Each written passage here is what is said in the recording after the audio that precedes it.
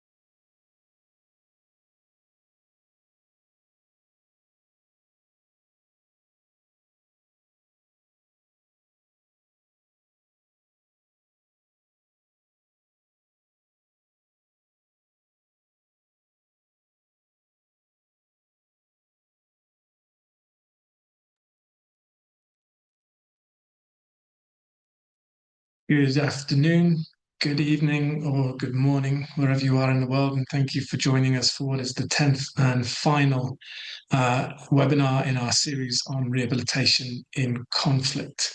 And I'm delighted that we're covering off probably a much neglected topic, particularly in the rehabilitation space, I think, on pain management in rehabilitation, which is really a transversal subject and crosses all of the different topics that we have already covered in the series.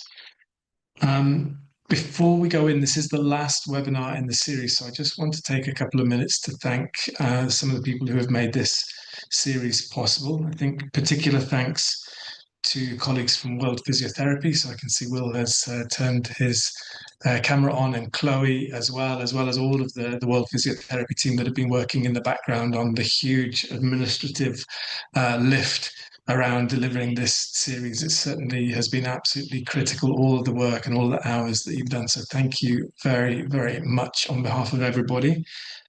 I also really want to thank our two volunteer interpreters. So we have Roxanne and Inaya, who have been doing this now with us throughout the entire journey. They're not rehabilitation professionals by background, but they are incredible interpreters who've been volunteering their time throughout. And again, we couldn't have delivered the series and made it as inclusive as it has been without their fantastic support. So a huge thank you to both Inaya and Roxanne. And I think Roxanne in particular joins us very, very early in the morning, her time. So again, hugely appreciated. And thanks to both of you.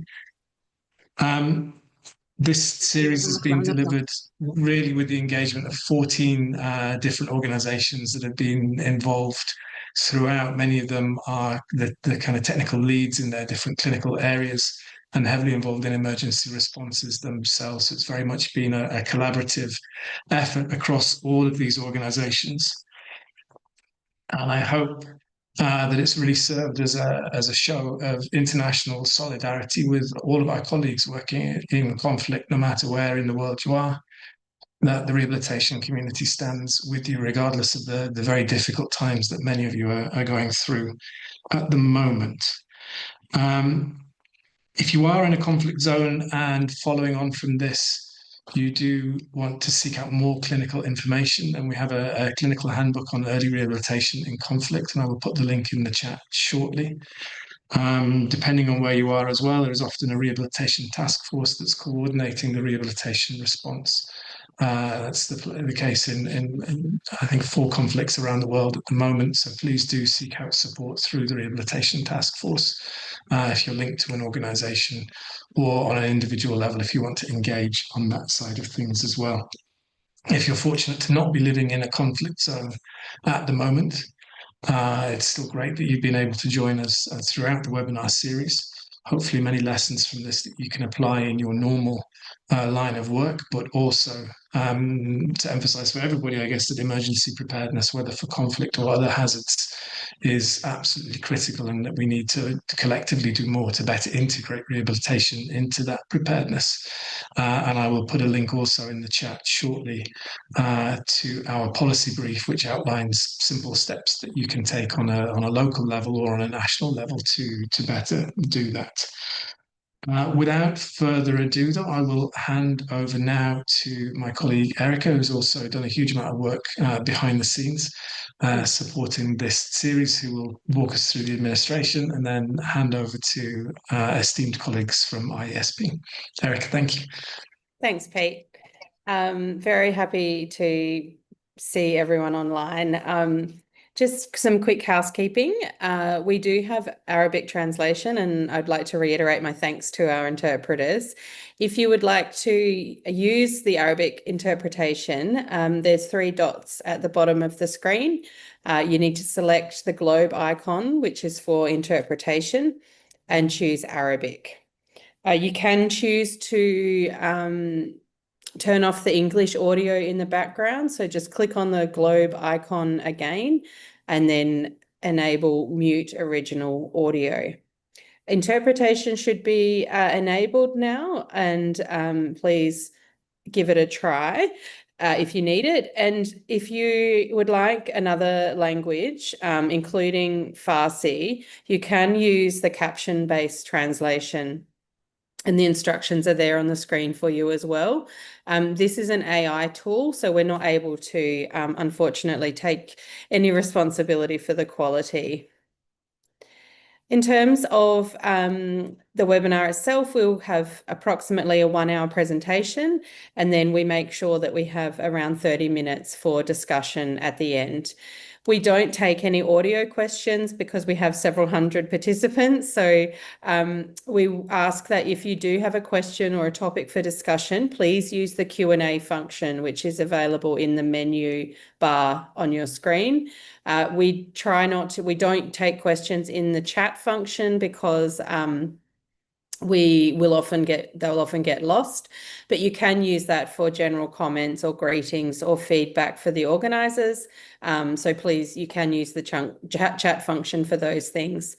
The webinar is being recorded, and a recording and transcript will be available on the World Physiotherapy website shortly after the session. If you experience any technical issues during the webinar, please try refreshing your browser and rejoining the session. If you have other issues, or you would just like to join on YouTube Live, this is the link for the YouTube Live channel. And lastly, we just ask you all as participants to engage respectfully and professionally in the chat and in the Q&A section. We've had a really positive and inclusive environment so far, and we'd like to keep that up for our last session. These webinars are really focused on sharing knowledge, and they're open to everyone, and we keep them free from political, religious, and military opinions.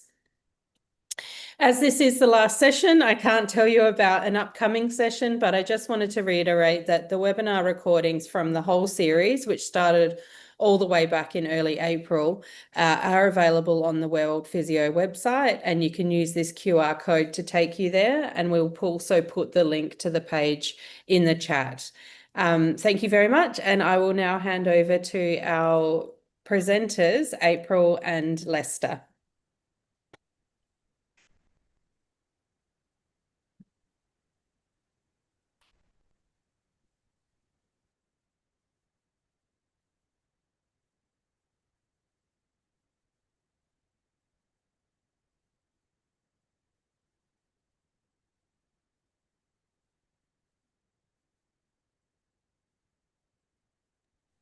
Everyone, hopefully you can see the screen and everything now for the presentation.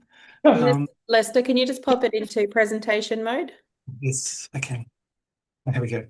So welcome to this webinar on pain management in rehabilitation.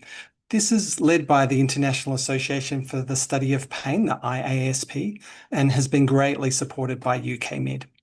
There'll be two of us leading this presentation, myself and April Gamble.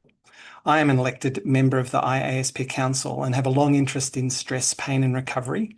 And when living in Melbourne, Australia, worked with those from immigrant and refugee communities who had experienced torture, including in conflict zones. April brings over 10 years of experience living and working across the Middle East, with Kurdistan, Iraq as home.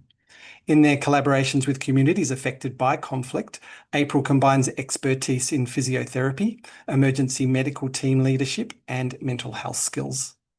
Their work focuses on designing and delivering multidisciplinary services across diverse settings, including prisons, refugee camps, ICUs, field hospitals, cancer hospitals, and community spaces, always with the goal of creating culturally relevant support that enhances the physical, emotional, and social well-being of individuals and communities.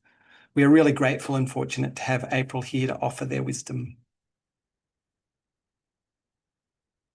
We're going to begin with this short video to set the context of what we will be presenting. And a warning, this does include descriptions of incidents that are distressing.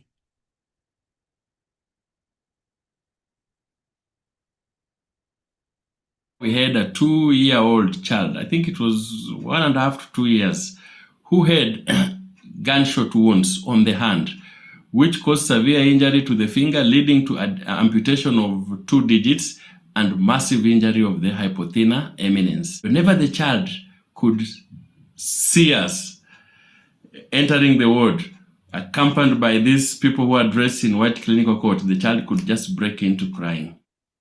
Don't separate the pain from the story. When someone tells you that their shoulder hurts, they are telling you about the nights that they slept on a concrete floor in a displacement camp, or their son that they are not able to carry anymore.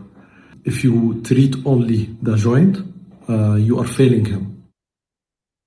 There were 2 warring parties in an East African country.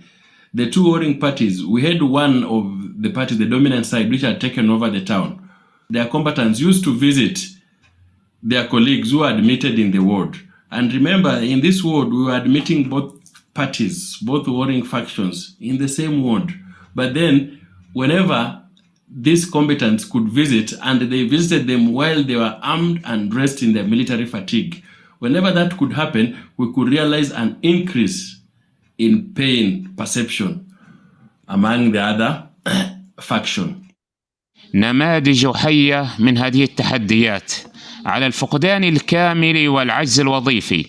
يعيش شادي مأساة مزدوجة، فقد فجع بفقدان عائلته بأكملها، مما تركه في حالة من الذهول النفسي. يرافق هذا الألم النفسي إصابة جسدية. إصابة جسدية في الكتف تمنعه من رفع يديه فوق رأسه، مما يجعله عاجزا عن القيام بأبسط المهام اليومية. We had a young man who had a lower limb gunshot, and he had also nerve injury and neurological pain. And the modality was we had to make a ankle foot orthosis to help position the leg in aiming to manage the pain. And at that time, we realized the local vendors, all the shops were closed, so we could not access the thermoplastic splint making materials. نموذج على التضحية المؤلمة والشلل المزدوج. قصة مأساوية بطلها صياد كان يسعى لتوفير قوت الطعام لأخته المصابة بشلل رباعي دماغي، فانتهى به الأمر مصابا بطلق ناري في العمود الفقري أدى إلى شلل أطرافه السفلى. هنا حيث تحول المعيل الوحيد من شخص يسعى لرعاية ذوي الاحتياجات الخاصة إلى مصاب يحتاج هو نفسه للرعاية.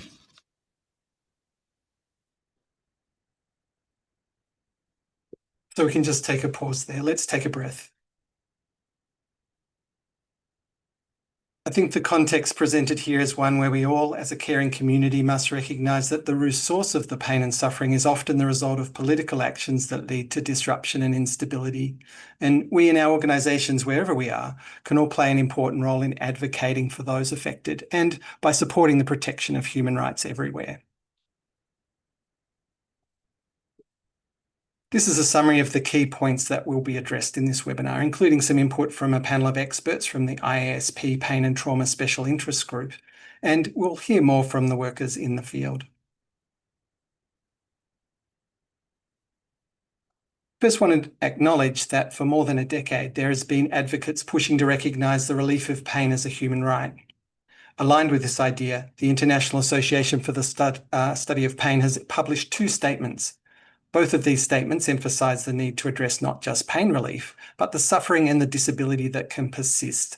And we hope this webinar can support those working to address this. A really important starting point for pain management is the recognition that pain is multidimensional. That is, it is biopsychosocial in nature. The multiple dimensions are often represented by these 3 domains: sensory discriminative, relating to location and intensity of pain; affective motivational, relating to the unpleasantness and distress of pain; and cognitive evaluative, relating to the meaning and the appraisal of pain. These domains provide the information that informs pain processing and reflects the complexity of pain. And I want to be clear, this complexity exists for all pain, including acute pain presentations.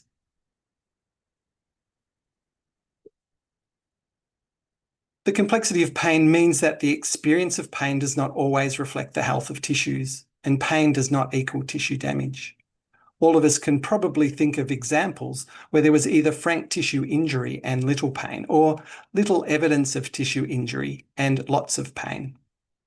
When we understand the biopsychosocial nature of pain, it is easier to explain this variation. It is apparent that in situations of stress and adversity, the systems that produce pain can be primed to respond. In contexts where there is a lack of safety, such as conflict zones, it is important to not just focus on pain relief, but also employ strategies that promote feelings of safety. There is important work being done, including linking childhood trauma to adult pain. See the review on the left here. And work done by Young Quide's team investigating the changes in brain morphology. And there will be more examples of the effects of trauma on the pain processing systems during the webinar.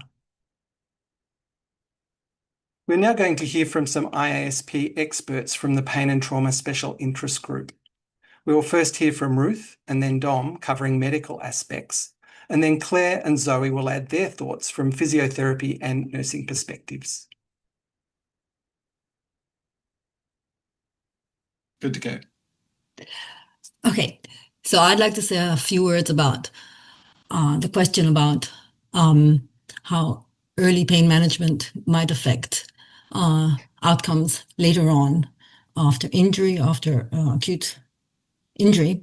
And I think the take-home message, which is based on current acute pain management guidelines from the US and UK armies, this seems to be, first, injury causes sensitization and neuroplastic changes at different levels of the nervous system.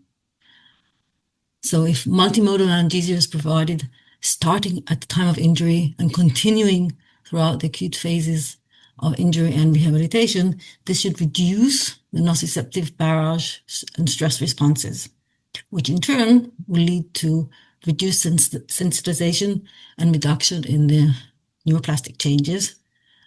And finally, the outcome will be lowering the risk of chronic pain and disability. Whereas the approach used to be for treating acute pain always used to be treat pain once it appears, now it's switched to do what you can to prevent the nervous system from developing a chronic pain state. And how has this thinking evolved? I think in the past, injuries of combatants or civilians after bomb attacks and experiencing multi-trauma would often be fatal, either directly or due to trauma or sepsis. But modern advances in battlefield medicine and trauma resuscitation have led to increased survival of these casualties, and now they're called unexpected survivors. But a high proportion of the unexpected survivors develop conditions which are challenging to treat. On one hand, chronic pain, especially neuropathic pain syndromes, and these subjects also develop mental health conditions such as anxiety, depression, and post-traumatic stress disorders. And this has forced healthcare providers to improve and develop better means for treating the acute pain with the aim of improving the long-term quality of life of these unexpected survivors. So now I'll hand over to Dom, who will give us examples of how treatment can actually be given. Ruth, thank you very much indeed for that. Touched on some very salient points that I'll expand on.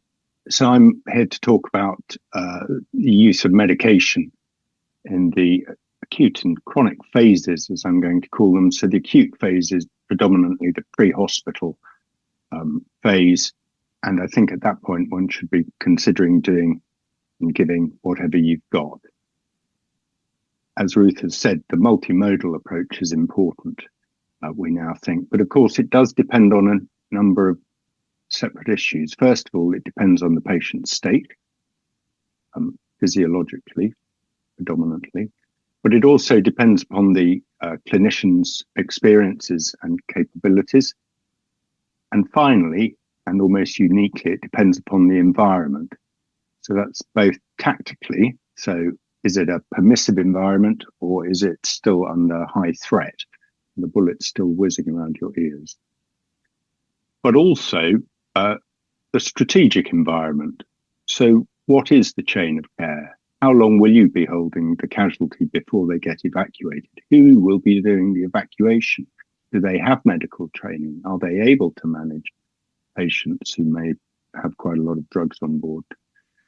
So it's really not a question of having individual silos of excellence. It's about developing a good system that will mesh with the evacuation chain.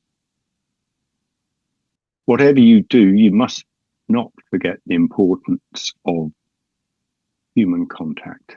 Pain is a human experience, and we just know from our own experiences that if someone cares and someone talks to us and someone touches us, then everything feels an awful lot better. Please do not worry about addiction issues. There is no good evidence that withholding analgesia for that reason ever does any good. However, we do know that good analgesia early on, as Rutha says, minimizes physiological insult, but we also know it reduces psychological insults. If you are capable, then regional anesthetic techniques can be particularly valuable, especially if there's repeated surgeries likely. So now let's fast forward a little bit to the rehab phase. And this begins really as soon as the life and limb saving surgery is over, not months later in a rehab centre. With regard to the medication, the important thing is to try to wean down what isn't necessary. This is best led by the patient, but guided by the clinician. Please avoid forced reductions, because if you refuse to give people analgesia that they feel they need, they will only fill that gap with something else, and that's probably something with significant greater harm abilities.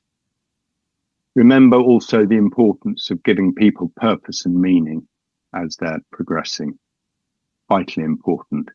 And as healthcare providers, we need to know there is no magic. No magic drugs, no magic techniques.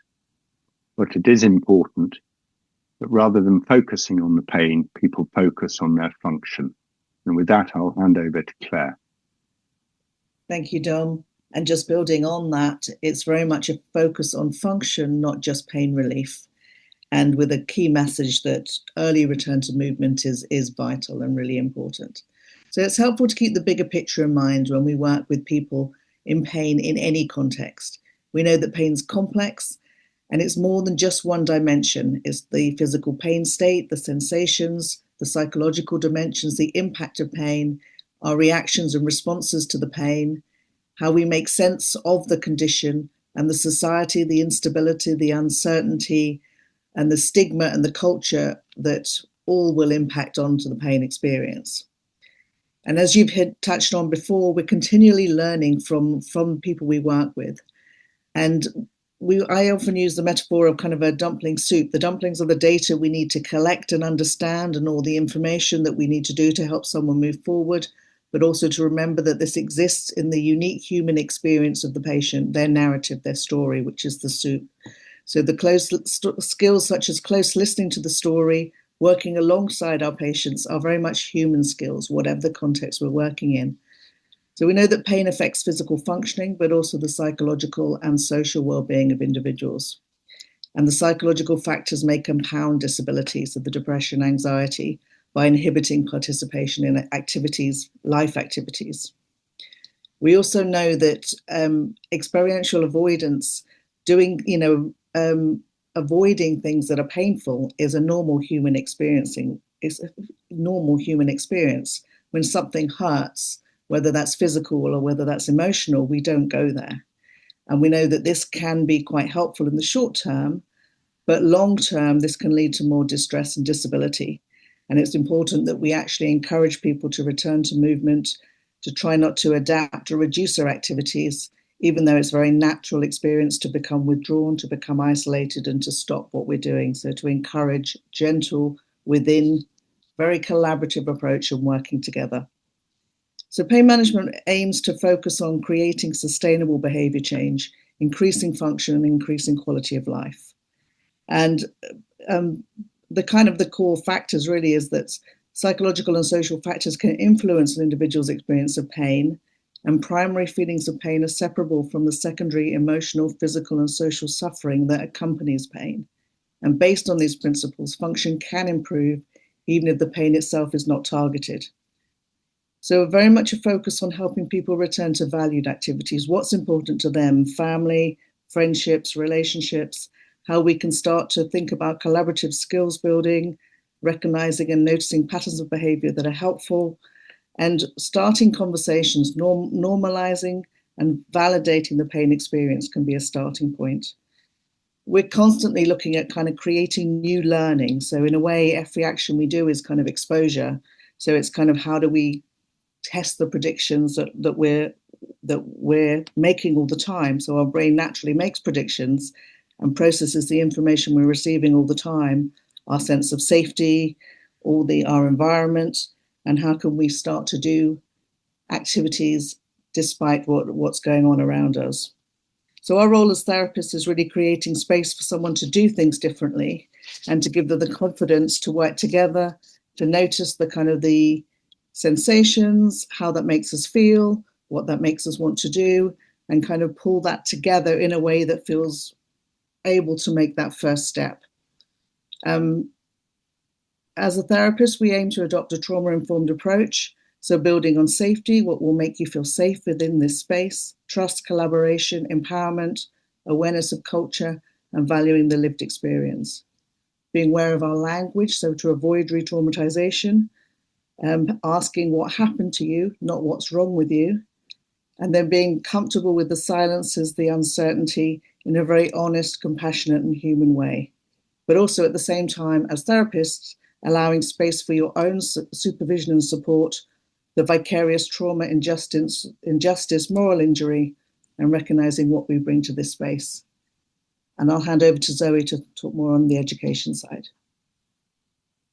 So I'd really like to think, kind of carrying on from Claire, about how important pain education is, and thinking about what pain education is useful, thinking about how we impart education in a way that supports people's narratives early on, because I think for people living with pain or who may have a kind of more protracted experience of pain, being able to impart useful information early on can counter really negative narratives longer term. Supporting people with education that can understand kind of basic neurobiology, but also kind of what's going on in the mind, what's going on in the body. But the context is really everything, and thinking about how long the therapeutic time frame will be, because how do we impart the right amount of information in the right way that's not going to complicate people's journeys and make people's understanding of pain a little bit more convoluted and confused. I think ultimately it comes down to trying to build a therapeutic relationship, and also as clinicians sometimes listening more than we want to talk, and allowing there to be space to understand people's beliefs and understanding of their own bodies, people's kind of health literacy, where they are with their pain, where they are with their body, where they are with what's happened, to be able to establish a really useful therapeutic relationship, so you are able to establish what information is key and when. And someone's emotional state and also their ability to retain information, which in kind of high pressure settings and in really acutely traumatic kind of settings, being able to impart information actually verbally may not be something that someone could retain. So actually thinking about how we deliver information, is it delivering it verbally, writing it down, being able to record it for someone so someone can take it away and listen later on. Also, I think as clinicians in pain, we often use lots of metaphor. Metaphor can be brilliant, but it doesn't always work within some cultures, some cultural settings, and also sometimes can come across as being insensitive depending on where someone is. So I think as clinicians, actually building that therapeutic relationship early on and allowing their space to be understanding about how we can impart the right education at the right time, and giving people, I think, really useful building blocks that can be built upon, understanding really important factors like the importance of movement and how the mind works and how the body works and how pain works within those body systems can be really, really key in enabling people to move forward. And also in a way that incorporates the fundamental things that allows people's journeys within their pain journey to hopefully be a little bit easier and be a little bit more informed. Yeah. So I hope you managed to capture the key messages there. Early pain management is important as it affects later outcomes. Ongoing use of medication for pain relief needs to follow a rational and cautious approach. And in rehabilitation, there needs to be a focus on function, and this includes early movement. And education is central, but needs to accommodate different beliefs and levels of health literacy. Just for information, both Ruth and Dom are contributing to another webinar on the 11th of June, which is a free webinar hosted by the ISP and the Pain and Trauma Special Interest Group. And a group of us will also be presenting at the World Congress in Bangkok in October.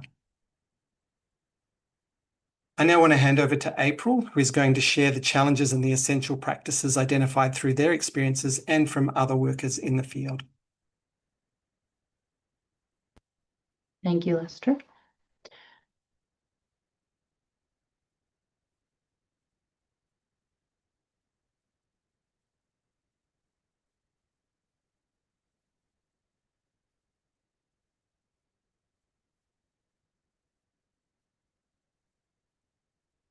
Thank you all for having me today. I'm very honored to share content informed by the 9 individuals that you see here. Most have experience providing rehab services in conflict-affected communities through UK Med and the UK Emergency Medical Team. And some also bring lived experiences of living in conflict. In my role as a senior health advisor for rehabilitation with UK Med, I've had the privilege of working alongside these rehab professionals as well as many others during emergency responses. UK Med is the world's most frequently deployed emergency medical team and one of only 2 WHO-verified rehabilitation specialized care teams, with extensive experience responding to humanitarian crises, particularly in conflict-affected areas. Today, we're going to be discussing common challenges in pain management within rehab, along with essential practices that support effective pain management with conflict-affected communities. These insights come from the contribution of these 9 professionals that you see here, as well as current research evidence and best practice. So our hope is that you can walk away from this session with a stronger understanding of the knowledge and skills needed for pain management in these complex settings, as well as a greater awareness of the resources that can support this work.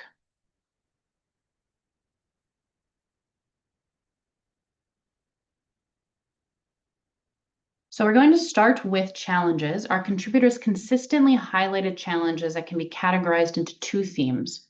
So let's first look at the challenges that are intersecting related to limited resources, displacement, and complex injuries. Let's see some of the examples about limited resources from our contributors. You can see Hannah here says, in light of the repeated closure of crossings and the severe siege that the Gaza Strip has been subjected to, there is a severe shortage of resources, including medications and the equipment we use in rehab. And due to the many and frequent incidents and the indiscriminate bombings, there are high numbers of patients compared to the capacity of the facility where we work. And Wassam adds on this, there is an absence of the simplest elements of care, such as the absence of painkillers, electricity, and assisted devices, which form a solid obstacle against a human's right to freedom, comfort, and dignity. Our contributors also highlighted how the limited resources intersect with the challenges of displacement and complex injuries. So Hannah shares there are complex injuries, so a single case might suffer from burns, nerve damage, and fractures all at the same time. This requires a long follow-up period, which is difficult or impossible to maintain due to repeated displacement and moving from one place to another. What's very clear about these reflections is that many of these challenges are not isolated clinical issues. They have an intersecting effect, making pain management incredibly challenging in conflict-affected areas. It's important to name that these are broader consequences of conflict, systemic violence, and prolonged instability, which are inherently designed to disrupt health systems, limit access to essential resources, and create ongoing barriers to safety, dignity, and recovery. So now for the second challenge that our contributors highlighted, and Lester and the other presenters also emphasized the need for culturally relevant, trauma-informed biopsychosocial pain care. Our contributors highlighted how important this is. You can see Mercy saying here, apart from the physical injury that the patient has sustained, there's also the psychological aspect from the trauma they go through. They may have lost their jobs, they may have lost their families, they may have nowhere to go after receiving care. The instability in their country, not knowing what to do or what's going to happen next, concerns about their safety, all of these contributes to the pain that they have to deal with. So we know how important this type of approach is, but we also see that there's a consistent gap in applying it. Karma shares a challenge is the lack of culturally informed and trauma-informed pain management services, so that contemporary pain science can be well translated to the cultural and social relevance of the patient population. So how do we address all these really complex challenges as rehab professionals? How can we provide pain management in an effective way with conflict-affected communities? Well, our contributors highlighted 3 essential key practices, and we're going to go into depth in each of these now with the aim that you can walk away with an awareness of the essential knowledge and abilities required to apply them. So let's start first with care coordination. Dmytro from Ukraine shares, "My first recommendation is collaboration among specialists in the rehab process. Because pain is not simply the result of an injury, it's a continuous interplay of biomedical, psychological, and sociocultural factors. And therefore, treatment should be directed not only at the physical aspects, but also at the cognitive, emotional, and behavioral aspects associated with pain. And they are indeed connected." So as rehab professionals, we can address many of the factors contributing to pain experiences, not just the biological, but the cultural, the psychological, the social. But importantly, we can also maximize this by collaborating via care coordination. So care coordination goes beyond just collaborating with the other healthcare professionals on our team. As you can see in the image, care coordination is multidisciplinary and multisectoral. So it involves the person or the patient at the center, and then collaborating with others like their family, humanitarian actors, governments, interpreters, community leaders, traditional healers. We as rehab actors are really uniquely positioned to catalyze care coordination. As Tawini shares, rehab professionals in conflict zones, they are not just therapists, but they're also pain advocates. They're educators as well, but also innovators. And within conflict-affected settings, care coordination may also involve advocacy aimed at addressing the social, political, and systemic root causes that contribute to injury, pain, and limited access to rehabilitation. Now let's look at the examples from our contributors on the key components of care coordination. First, Tadek said one of the most important things that helped us was coordinating with the nursing staff, so we could organize the timing of the sessions after the painkillers, so it contributes and helps a person doing the rehabilitation with the least possible pain. Other contributors highlighted the need to coordinate interventions such as the surgical procedures and the wound care dressing changes to support pain management and also to optimize the person's participation in rehabilitation. Harvey shares another important factor to consider when coordinating. He says, training the caregivers on how to manage pain and training them into different ways of pain management, like positioning, pacing exercises, and different approaches was very, very important because that extended the reach of rehabilitation services far beyond what any clinical visit can do. Our contributors also really emphasized how important it is to coordinate with mental health professionals. Harvey says, one of the most important solutions is that I worked closely with the mental health and psychosocial professionals. There was a lot of grief, trauma, and anticipatory fear, and that needed to be dealt with, and not only dealing with pain at the tissue level. And lastly, there's 2 final points emphasized around care coordination. First, Wassam says, activating mechanisms of a continuous coordination with supportive organizations to emphasize the vital importance of assistive devices and prosthetics, and that these are not just a means of movement, but an essential part of alleviating pain. And lastly, Tawini says, you can also incorporate the local practices. This recognizes that all communities, all people already have established ways of coping with pain, including traditional healing, movement, natural remedies, spiritual practices. So these approaches should be respected and supported unless there is clear research evidence that they're harmful or contraindicated. Okay, so that was the care coordination. Now we want to look at the second essential practice. That is applying a culturally relevant, trauma-informed biopsychosocial approach. What do we exactly mean when we say that? What does it look like? What does it feel like? Again, we can hear from Dimitro, and he says, people need other people. Create an atmosphere of support and understanding for the patient. Make them your partner in improving their quality of life. An atmosphere of safety, explanations of processes, and involving the patient in their treatment reduces anxiety levels and consequently the intensity of the pain. Sometimes to reduce pain, it's not enough to treat only the body. You need to help the person stop living in a state of threat. But practically, how do we do what Dimitro described within a rehab session? Well, trauma-informed frameworks provide clear guidance for working with people affected by psychological trauma and ongoing stress. This approach involves a range of skills that help rehabilitation professionals deliver effective trauma-informed care. While building these skills are beyond the scope of today's session, additional details can be found at the study here. We want to look deeply into two specific areas that are essential for applying a culturally relevant trauma-informed biopsychosocial approach. These were both emphasized as essential for doing pain management effectively in conflict-affected areas. The first one is pain assessment. So pain assessment refers to the systematic process of evaluating and quantifying a person's experience of pain. Gathering information from the patient about their pain experience is essential to understand their experience and to create an effective pain management plan. This process relies on self-reported information, standardized scales and tools, nonverbal cues, and also the consideration of biopsychosocial factors. ISP states that research evidence concludes that pain assessment leads to better pain management, improved patient-provider communication, and enhanced overall well-being.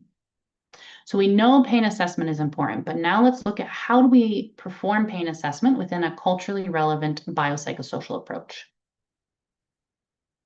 When considering what pain assessment tools and measures to use, it's essential to select ones that are relevant for the culture, the context, and the language.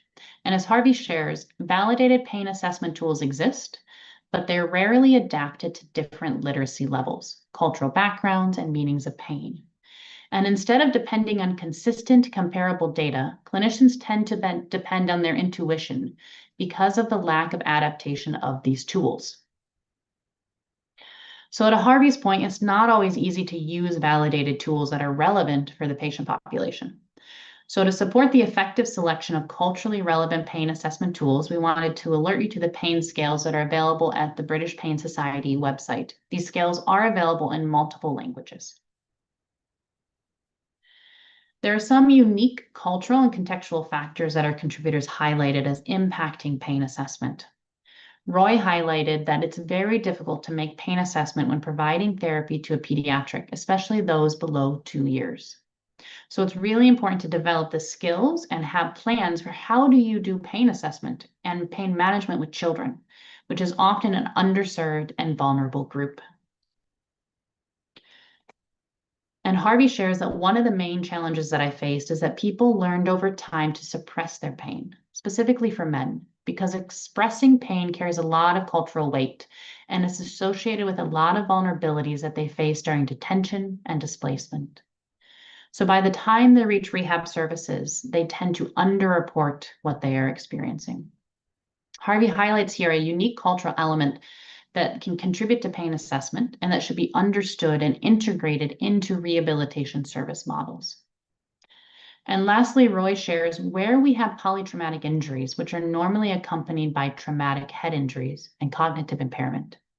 This makes it a bit difficult to use the assessment. So he highlights here how the injury profiles common in conflict settings can make pain assessment especially challenging. So this creates a responsibility for all of us to use evidence-based assessment tools while adapting them to the patient's culture and context and lived experiences of psychological trauma and ongoing stress. So accurate biopsychosocial pain assessment is essential, but it is only meaningful if the information is organized and interpreted to guide tailored treatment and to improve outcomes.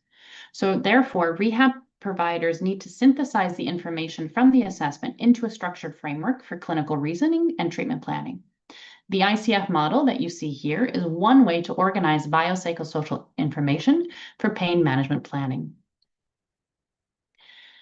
And I'd like to share another way that rehab providers can organize pain assessment information to support culturally relevant, trauma-informed biopsychosocial pain care. This is a clinical reasoning approach that my Kurdish colleagues and I have found most effective. So the rehab provider creates a pie chart during treatment planning, as you can see in the images, and each section represents a factor contributing to the person's pain experience. Could be sleep, emotions, memories, body information, or cultural and social factors. Then the provider adds the information specifically from the patient to each section. So for example, in the assessment, a patient may say, the doctor told me to wear a neck brace whenever I feel pain and to make sure I never move my neck very quickly. So you would place this under the thoughts and beliefs section because you recognize that that thought and belief may increase a fear of movement and anxiety around discomfort during neck exercises. So after you organize the information, the rehab provider can then develop a tailored treatment plan targeting each contributing factor. In this example, the treatment could include education about how safe movement of the neck actually supports reducing pain, alongside with therapeutic exercises that help the person gradually rebuild confidence in the neck movement. Okay, so now let's look at how do we address the fear avoidance cycle, which is also an essential practice. So the fear avoidance cycle explains how pain can affect movement and function and become persistent over time. When people experience pain, they may begin to fear the movement that will cause more injury or more pain. As a result, they avoid activity and movement and become less active. Over time, decreased movement can lead to increased weakness, stiffness, and changes in the sensitivity of the nervous system, which can then make the pain worse. So this can strengthen the person's fear and continue this cycle of avoidance and ongoing pain. Our contributors all consistently emphasized how common it is for patients to be stuck in this fear avoidance cycle, and so how important it is to address it. Tarek says some patients would refuse to move the injured part for fear of increasing pain with movement. And this was often linked to the trauma or the psychological pain that burn patients face after the injury. And here it produces a vicious cycle. Pain leads to a lack of movement, and a lack of movement leads to an increased sensation of pain, and this leads to the exacerbation of the problem over time.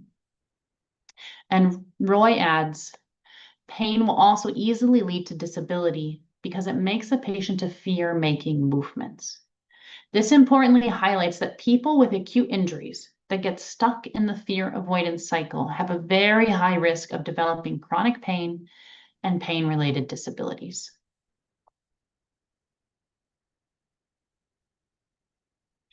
So therefore, it's important we address the fear avoidance cycle, and there's two main ways that research evidence and our contributors identified as effective. The first one is individualized interactive pain education. This aims to change a person's thoughts and beliefs about their pain to have a direct effect on their movement and behavior and pain experiences.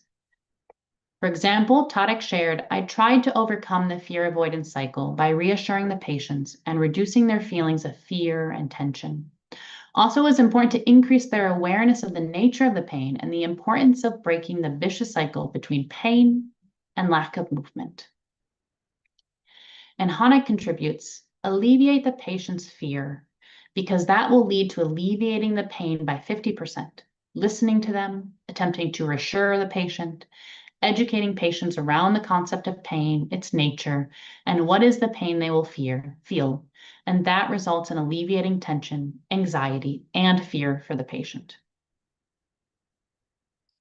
So based on the research evidence, pain education is effective because it helps a person understand pain and avoid unhelpful behaviors that contribute to increased pain, chronic pain, and pain-related disability. It's important to recognize that we're talking about more than just giving advice or education. It is an essential rehabilitation and pain management intervention that directly improves movement, pain experiences, and functional abilities. Individualized interactive pain education is most effective when you tailor it to the person's thoughts, beliefs, and behaviors. So when you take the information that you had from the pain assessment, and then you tailor the educational intervention to that person. It's also most effective when you use simple, clear explanations. You make it specific to the person's culture and experience. You use stories, analogies, and metaphors, and you enhance them with visual aids.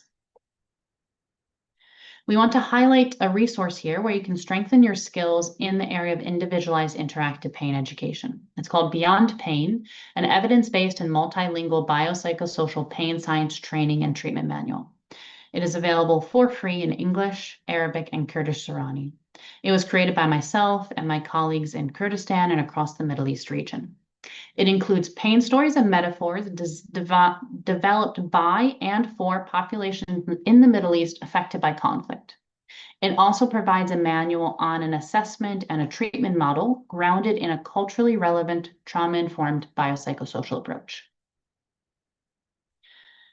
ISP also has these several fact sheets that you can access in a variety of languages, and these are also relevant for informing the individualized interactive pain education for persons affected by conflict. And the second way to address the fear avoidance cycle is function-focused rehabilitation. Function-focused rehabilitation are the interventions that we are all very skilled in as rehab providers: therapeutic exercise and functional retraining. This is an essential element of pain management, as we know that movement, especially movements that are focused on a specific and relevant functional task, reduces pain experiences in the short term and the long term. Wissam emphasizes that improving motor abilities as much as possible to achieve independence for those with functional impairments alleviates this pain. Movement is medicine. And Hannah shares, I use simple therapeutic techniques like soft tissue mobilization, joint mobilization, or stretching exercises, as well as giving the patient home exercise programs and involving the family in the sessions to teach them the necessary exercises for the patient. And these exercises are simple and clear so the patient can perform them. So the last section we want to highlight is person-centered rehab. So this was an essential practice that our contributors highlighted. The contributors emphasize that person-centered rehabilitation means that trust, meaning-making, and therapeutic partnership are weaved into every aspect of the rehab journey for pain management. Trust comes from listening, validating pain experiences, and creating safety. Meaning-making comes from focusing rehab on what matters most to the person's life. And therapeutic partnership comes from involving patients as active participants in their care, restoring agency, dignity, and hope. Let's close this topic of essential practices by hearing more from the contributors on what person-centered rehabilitation looks like via this short video.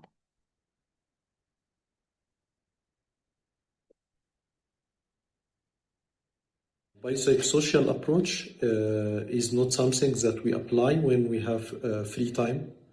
It is the only honest model to deal with people with complex trauma and complex pain experiences. من أهم النصائح اللي ممكن أقولها لأي شخص شغال في التأهيل في مناطق النزاعات أو الأزمات هو إنه يسمع للمريض ويصدق ألمه. يجب أن نركز على الوظيفة وطبيعة حياة المريض بالإضافة إلى الألم، وليس نركز على الألم فقط. فيجب أن نعيد المريض إلى وظيفته الحركية وإلى حياته اليومية ما قبل الإصابة قدر المستطاع. The most important thing when it comes to collaboration is collaborating with the patients. We need to set realistic goals that they can relate to. It's not just about getting them out of the hospital, but there's always something to look forward to. For example, the patient may want to be able to hold his baby when he goes back home. أهم نقطة يجب أن نتعاطف مع المرضى ونتعامل معهم إنسانياً، لأننا في بيئة نزاع، فالجانب الإنساني له تأثير كبير في علاج الألم. Thank you to our contributors for that. In closing, before we move to the discussion, we just want to highlight a few resources for continued learning, and these will also be available on the World Physio website so that you can access them all. These ones here include resources available in Arabic, English, and Kurdish Sorani related to the Beyond Pain, as well as a video around complexity of pain. We also have a webinar, webinar that was recorded around trauma-informed approach to pain, which myself, Lester, and also Claire is a part of, so you can learn more there, as well as an additional article to read. So before we move to the discussion, we just really want to thank our expert contributors from UK Med as well as IASP. Their experiences remind us that rehabilitation is more than treating pain. It's about standing alongside people affected by conflict while also working to prevent the violence and the injuries that create the need for pain management and rehabilitation in the first place. At its core, rehabilitation reflects a belief that people deserve more than survival. They deserve dignity, agency, and hope. I'll now pass it to Lester to introduce our additional panelists. Thanks, April. So we now have time for discussion, and we're pleased to be joined by two rehabilitation experts from UK Med Gaza, Osama Yunus and Hannah Abu Mandil. Both played a pivotal role in establishing UK Med's rehabilitation services in Gaza in March 2024. What began as a team of just 3 rehabilitation professionals has now grown into a dedicated workforce of 10 Palestinian rehabilitation staff working as part of multidisciplinary healthcare teams. And they provide both inpatient and outpatient rehabilitation services across 2 tented field hospital sites. We also have 2 experts from IASP, Romy Parker, who is on the IASP Council and is the co-chair of the Global Advocacy Working Group, and Richard Wixell, who is doing great work as IASP WHO Liaison Officer. And I hope Ricard's here actually, but yeah, we've got a group of people anyway, and I believe we have some questions already as well. Thanks, Lester. Yeah, we have some great questions in the chat, and I think hopefully we can get our experts, particularly Hannah and Osama, to answer these. But I'll start with the first one, and it will then kind of build on to a similar themed question. So when patients continue to suffer from uncontrolled pain due to resource limitations or severity of cases, how can healthcare professionals balance their professional duty to relieve suffering with the emotional burden of witnessing pain they cannot fully treat? So. Thank you. I think maybe Osama, would you like to answer that one?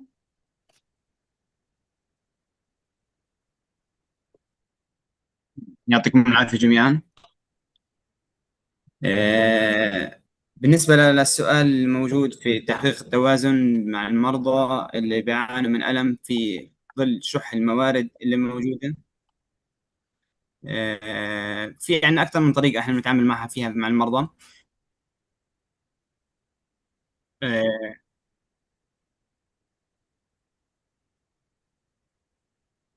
تمام.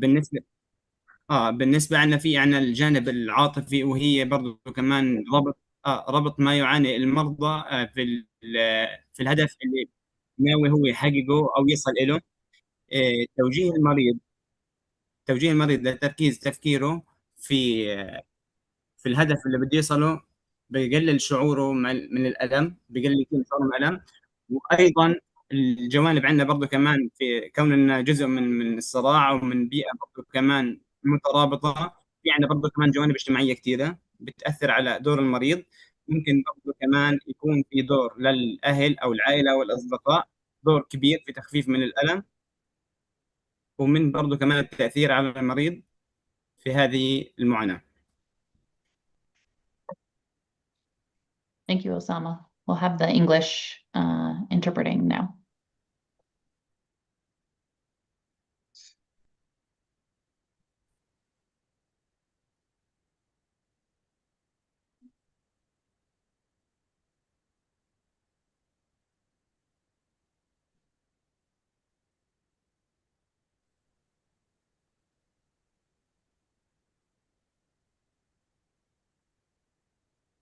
Maybe technical difficulties.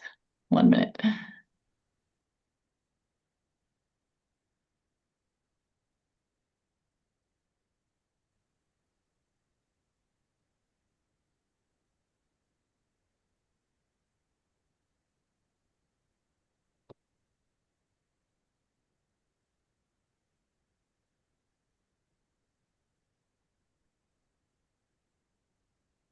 Just a moment, we're just working on that.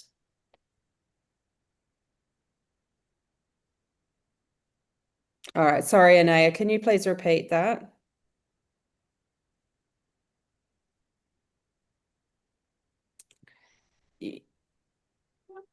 Anaya, we need you to unmute yourself and repeat the translation. Thank you.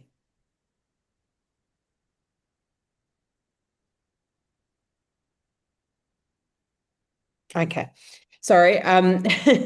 At this point, we can't provide the English translation for that response, but we should have it sorted now. So if we wanted anyone to, April, if you wanted anyone else on the panel to also respond to that question, we should be able to have English translation. Otherwise, I can move on to a kind of slightly related question as well. Sure, you can do a slightly related, and maybe the interpreter can write Osama's answer later. Yeah, no props. All good. We've ironed out the issue now. So thank you, Osama. The Arabic speakers amongst us would have enjoyed that answer. So as a related question though is, given that traditional pain management heavily relies on physical therapy and medication, how can healthcare providers effectively deliver trauma-informed pain care when the source of the patient's pain is rooted in active and ongoing trauma, including ongoing war or financial ruin? So where we as the therapist cannot change the patient's external reality, how can we support their pain and their pain management?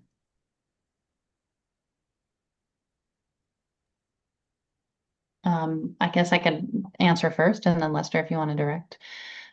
So one strategy that I often use is coming from like the theory of locus of control. So one really practical way is talking with the client to say, what is in your locus of control within pain management? So you can think of like different circles. So in the middle of the circle is anything that the patient can 100% control related to their pain, their situation.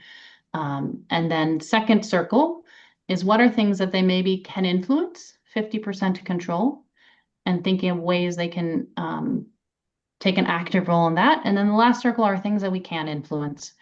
And so by helping ourselves as providers think of that and direct that, and then also helping the patient kind of think through their own situation, it's a way to validate there's a lot of things outside of their control that is unfair and unjust, and not dismissing that, while also helping to focus in on what can we do, how can they be empowered to take control and agency.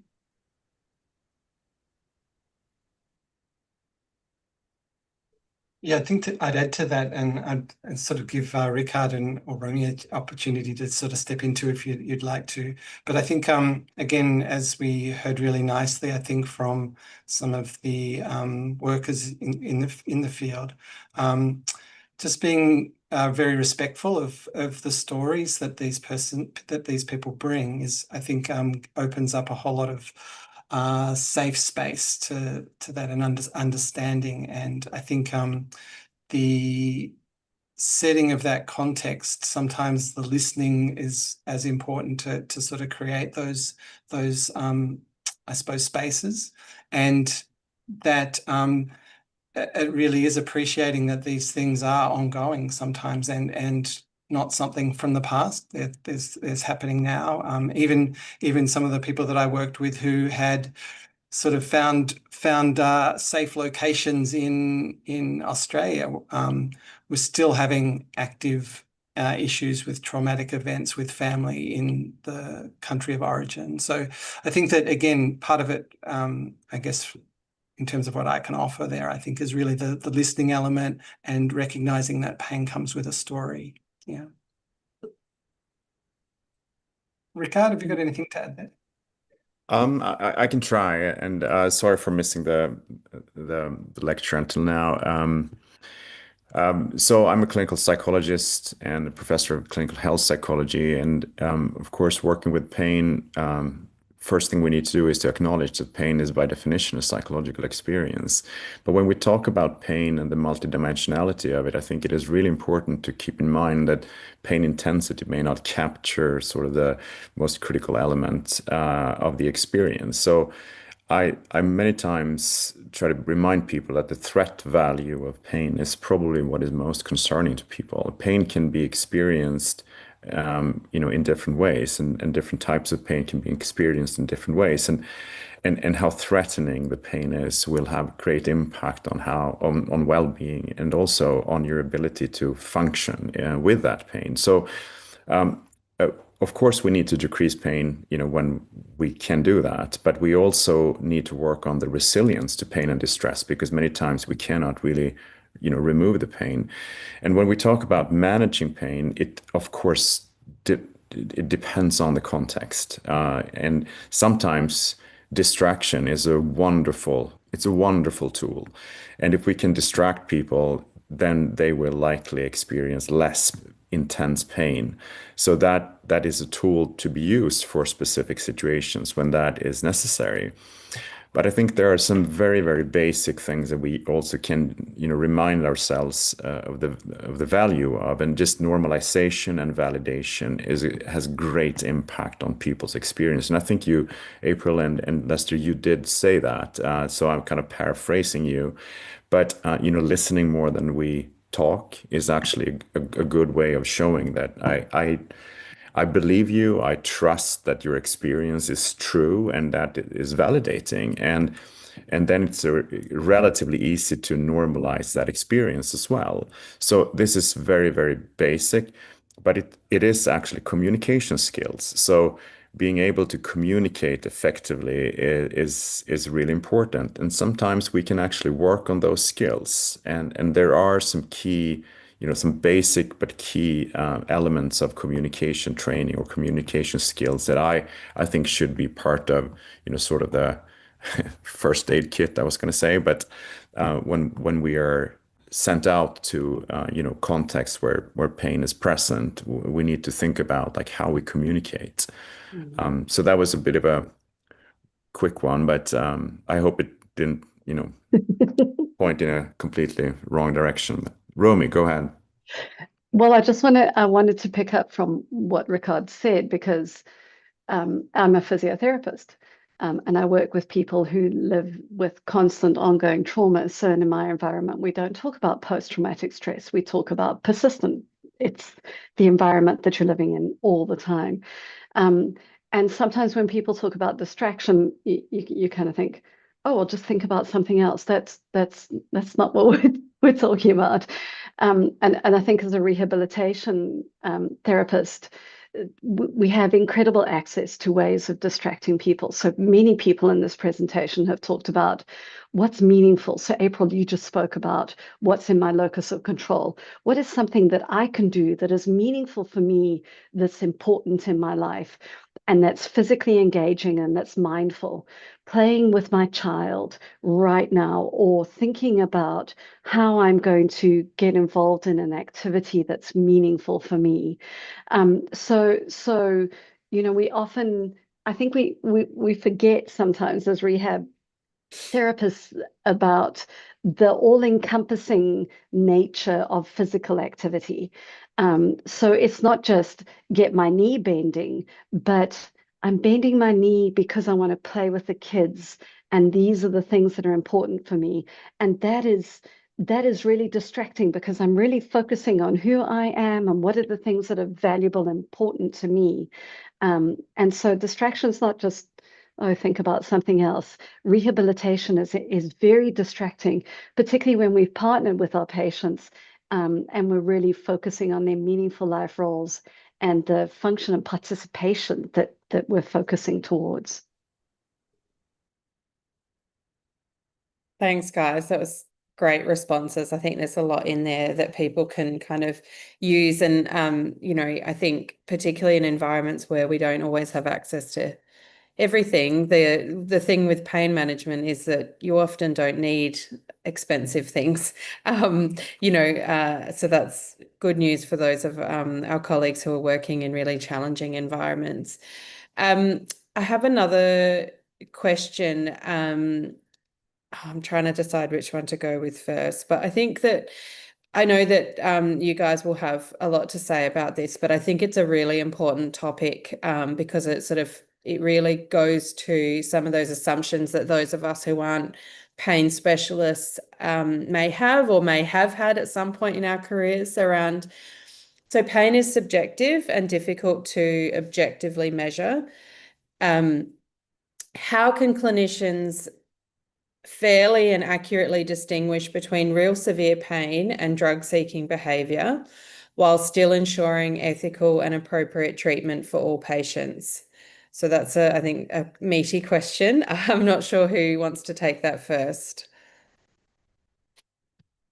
I think I'd start by saying that we can do a lot of harm by not trusting the patient's story. And I think that would be the first point of call. If you're assuming someone's just there for their drug-seeking behavior, I think that would be something you have to have very good evidence for that. And I think that's difficult to find. So I think that we need to really trust and respect the patient's story. But I guess that if we're also then looking at addiction, then that's equally something that we should be able to sort of step in and support in some way by, again, offering safe spaces. Anyone else like to add to that?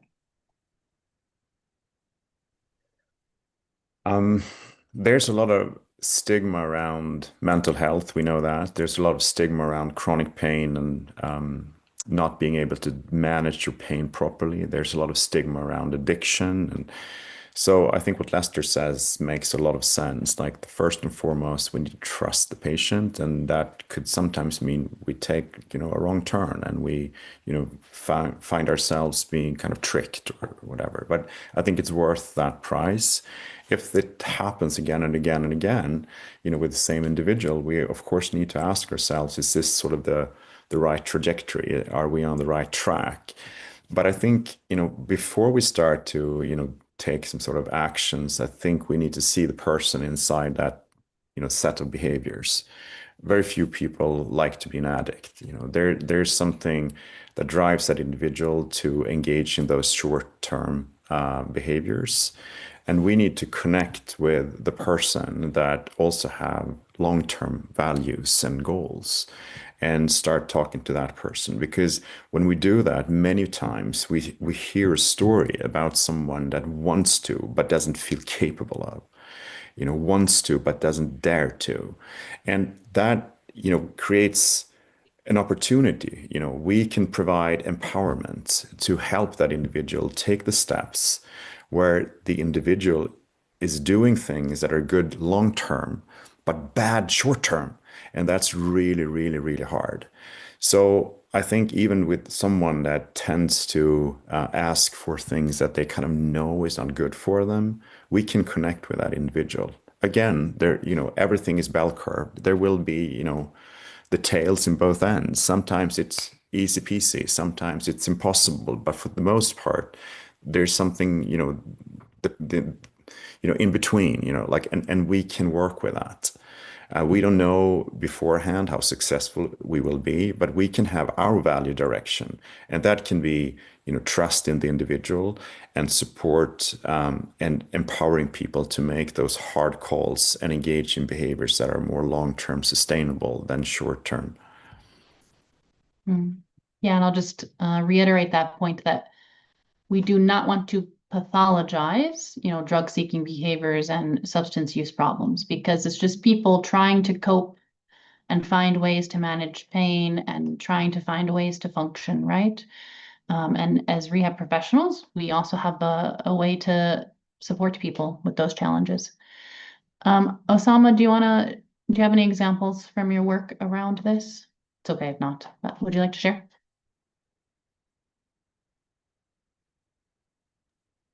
صحيح بخصوص الصوت تمام. بخصوص المشكلة أو المرضى اللي بيعانوا برضو كمان ممكن يعانوا من الإدمان. إحنا بنتعامل مع الألم إنه هي معلومات بناخذها من المريض، فبالتالي بنتعامل معها بثقة. مع المرضى برضو كمان المشكلة اللي بيعانوا منها بنتعامل معها بثقة، بنتعامل مع طبيعة الألم ونوع الألم وبرضو الوقت اللي بيجي فيه الألم أو الوقت اللي بيشعر فيه المريض بالألم، وبالتالي إحنا نتعامل مع ألم. بالنسبة برضو كمان للإدمان، طرق علاج الإدمان هذا ما بيكون برضو كمان ما بيكون جانب العلاج من جانب فردي من خلال برضو كمان مقدم الرعاية اللي موجود هو أخصائي علاج طبيعي، لازم يكون برضو كمان من جانب أكثر من خدمة موجودة بخصوص برضو كمان دمج خدمة العلاج الطبيعي مع الأخصائي النفسي مع الأخصائي الاجتماعي، بالإضافة برضو كمان للطبيب المختص في علاج الألم ووضع برضو كمان الأدوية والعلاجات المختصة. يعني بدي احكي برضه كمان، بدي اضرب مثال برضه كمان احنا واجهناه في الشغل. في بعض المرضى كانوا يعانوا من مشاكل مختصة في العظام. كان في لهم برضه كمان جزء من العمليات اللي موجودة. العمليات اللي موجودة ممكن برضه كمان تسبب للمرضى ألم شديد. الألم الشديد من خلال جلسة العلاج الطبيعي المريض مش حيتحمل الألم هذا، فكان إنه برضه كمان دور للطبيب إنه اختار للمريض إنه يكون جلسة العلاج الطبيعي داخل غرفة العناية المركزة تحت البنج الكامل. تمام. وكان الأمر هذا مستمر لفترة يعني قد تصل لأسبوعين. المريض بعد الفترة هذه تعود على البنج برضو كمان صار يعني يعاني من درجة من الإدمان. كتعامل إلنا برضو كمان كأخصائيين علاج طبيعي ما كان إلا دور إنه برضو كمان إنه نفكر بطريقة إنه هذا المريض أصبح مدمن، لا كنا نتعامل مع الألم اللي بيشعر فيه المريض. تمام. فكان التدريج أو الخروج من البنج الكامل تدريجيا، بحيث برضو كمان إنه نحن نفيد المريض ونوصله برضو كمان للهدف اللي هو دخل المستشفى عشانه، وبرضو كمان أجرى العملية الجراحية من أجل الوصول للهدف معين. يديك العافية. Hopefully the interpreting English will come now.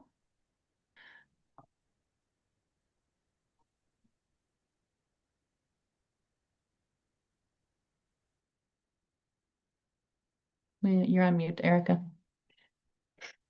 We'll just give them a moment to see if they're able to do it this time around.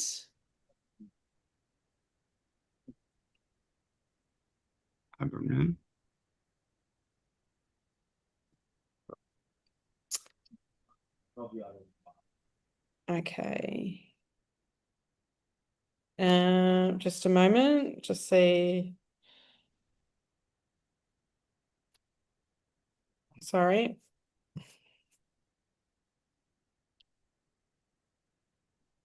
Chloe, can you take Roxanne out of the booth? Yes, absolutely. One moment, please. Thank you. Roxanne's been removed. Hello, can you hear me well? We can. Thanks, Roxanne. Okay, great, no worries. So there's more than one way actually. There are several factors that we do take into consideration. So of course we do take information from the patients, and it's built on trust. So we trust what they tell us, and we trust them with the type of pain, and also we try to understand the type of pain and the time of the pain as well. So it's not really based on addiction, or we assume that it is addiction, but also we understand that every individual has their own experience, and we know that we need to integrate in the pain management different factors, so psychological factors, mental health factors, and specialists as well. And I would like to give an example of a patient who had who was suffering from some orthopedic pain, and they did undergo the type of surgery they had to go was going to put them under a lot of pain, and they were not going to be able to tolerate it. So what we had to do was they had to do some physiotherapy in the ICU under anesthetic, but afterwards they kind of got used to the anesthetic as well, and they still suffered from pain. So as physiotherapists, we didn't straight away think that they are they are addicted, but we were more likely trying to deal with the pain, and we were gradually trying to wean them off out of the pain, to help them and to help discharge them out of the hospital and to achieve their goals.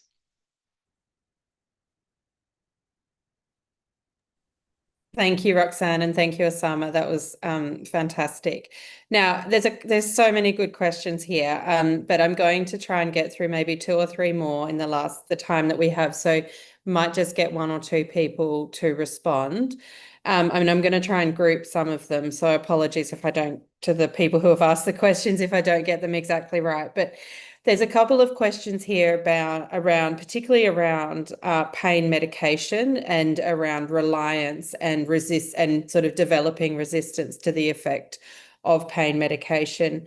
I think that the people that are asking them are concerned about developing a reliance and maybe the role of physiotherapy and rehabilitation in supporting or non-pharmacological therapies in terms of reducing reliance or preventing reliance on medications. But I think there's also an element where people are seeking some guidance around understanding what is the limit of non-pharmacological treatment as well. And, if someone is experiencing persistent pain, where is the limit of non-pharmacological management, and when can people start to think about maybe stopping or withdrawing physiotherapy care in particular is the question asked. Yeah, Ricard, do you want to shoot off with that? Yeah, I think there are some very important clarifications to make here.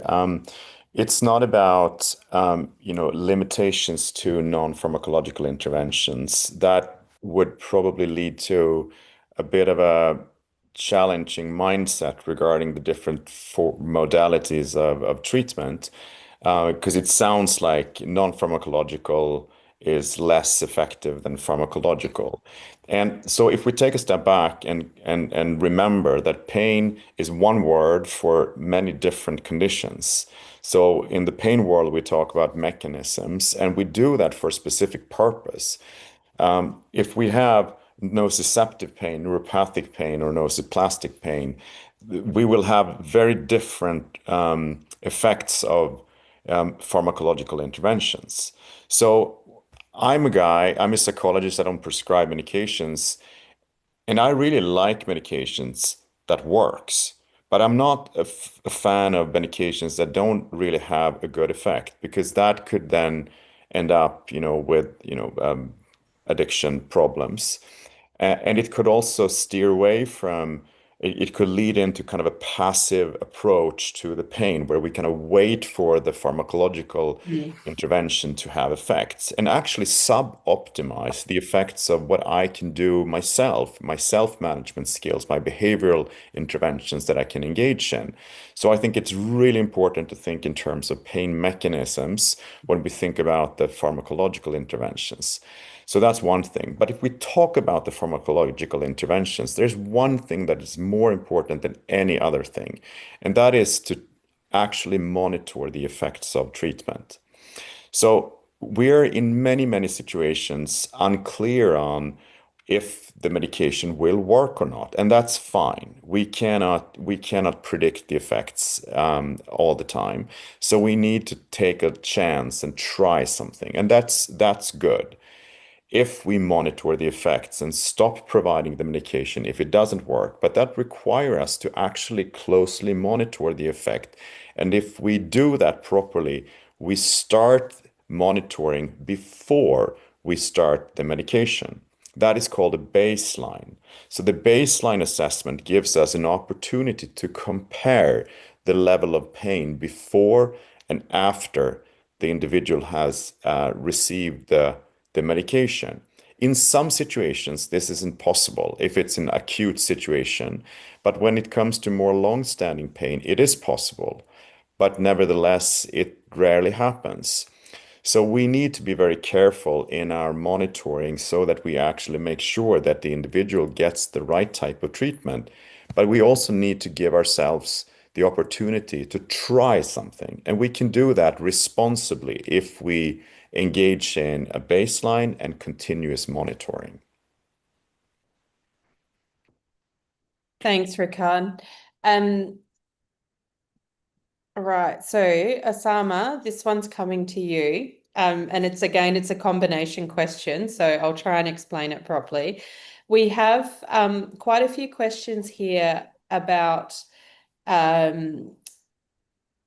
the role of exercises and movement in supporting pain management, but also how do we get our patients to engage in exercises and movement when those movements stimulate their pain and give them pain, especially at the beginning. Can you give us some ideas?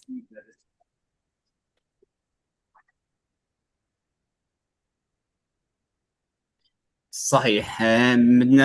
بحب احكي انا دائما بالامثله، لانه الامثله هي اللي بتوضح برضو كمان المقال. عندنا اول شيء بالنسبه للالم، الالم كلمه هو المحدد الاول لتوجه المريض للخدمات الصحيه او الرعايه الصحيه بشكل اساسي. ففي عندنا برضو كمان بالنسبه للادويه وعلاقتهم بالامراض او التمارين وعلاقتها برضو كمان بتخفيف من الالم. ففي عندنا بعض الآلام الميكانيكية بنسميها، وهي آلام برضو كمان بتكون نتيجة حركات خطأ بيعملها المرضى، بتنتج عنها الآلام اللي مترتبة برضو كمان من عدم تحمل الألم، وبرضو كمان انعدام برضو كمان الحركات الوظيفية، وانعدام برضو كمان الوظيفة اللي بيقوم فيها المرضى. فبالتالي حين إذا كان توجه المريض توجه صحيح لأخصائي العلاج الطبيعي، فهو بالتالي بيقدر كتير يفيده في الآلام الميكانيكية بشكل أساسي، لأنه برضو كمان قد ما يأخذ أدوية ما راح يفيده في الآلام الميكانيكية. إذا كان برضو كمان تقييم الألم بشكل رئيسي بيحدد وبيساعد في التخفيف من الألم. التمارين لها دور كبير في إذا كان في برضو كمان عندنا الألم ناتج عن حركة ميكانيكية خطأ، فبالتالي التمارين بتساعد إنه في إعادة حركة المفاصل الطبيعية، وأيضا تنشيط الحركات العضلية الموجودة في الجسم بيساعد برضو كمان على زيادة التروية الدموية للجسم، وبالتالي بخفف من تأثير الألم الموجود. فبذلك احنا برضو كمان بننصح كتير برضو كمان بالنسبة أطباء خصوصا أطباء العظام، في حين مواجهة أي مريض يعاني من آلام قد تكون لها علاقة بآلام ميكانيكية، توجيه المريض لأخصائي العلاج الطبيعي فهو برضو كمان بشكل أساسي بيقدر يساعد المريض في التخفيف من الآلام هذه.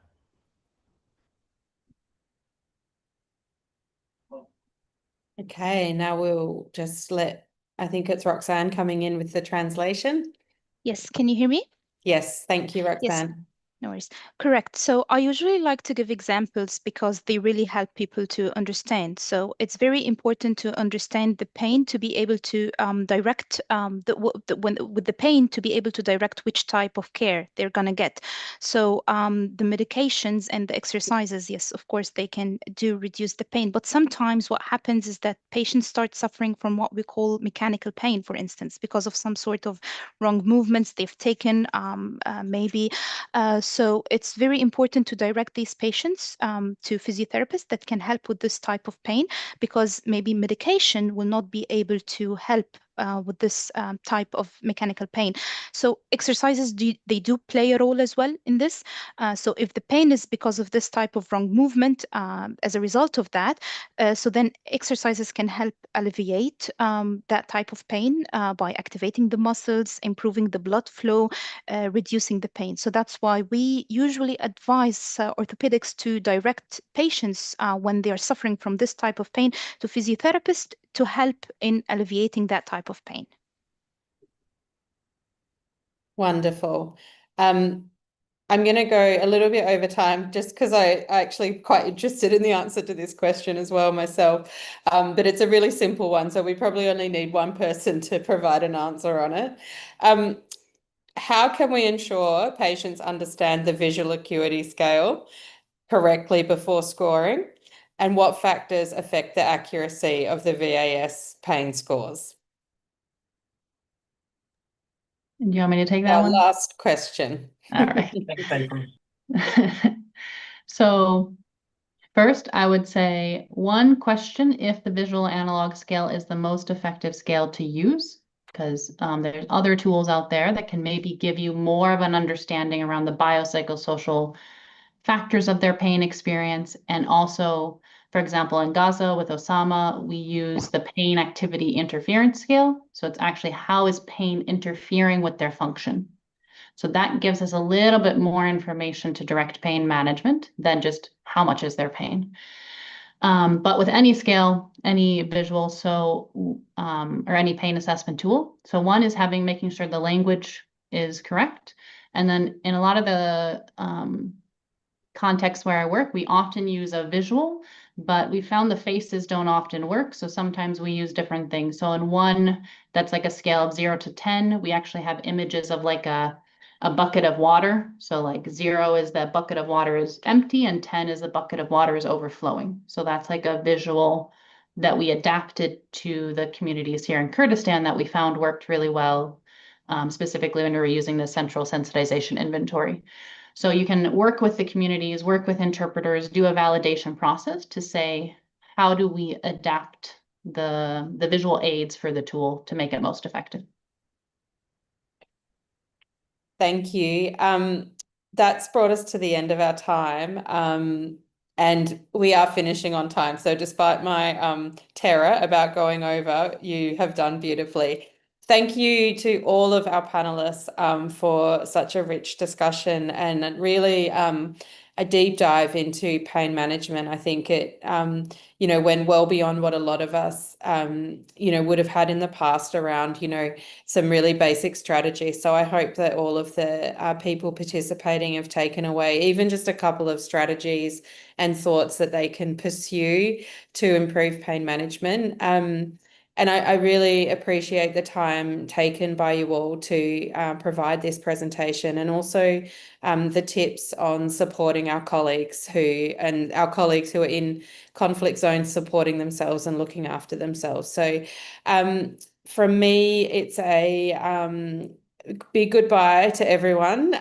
Thank you so much beyond just this session, but everyone who's participated in this webinar series. It's been personally a really meaningful experience, and the collaboration from everyone has been wonderful. So keep safe, everyone, particularly to those colleagues who are living and working in conflict areas. We appreciate the work that you're doing and the circumstances in which you're doing it very, very sincerely. We have the deepest respect for what you're doing, and we hope that we can continue to support you into the future. So let's keep these networks going, and don't hesitate to reach out if we can support you.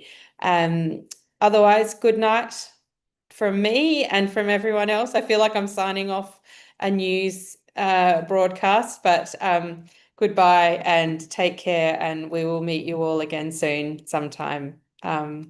Thank you. Bye-bye. There we go.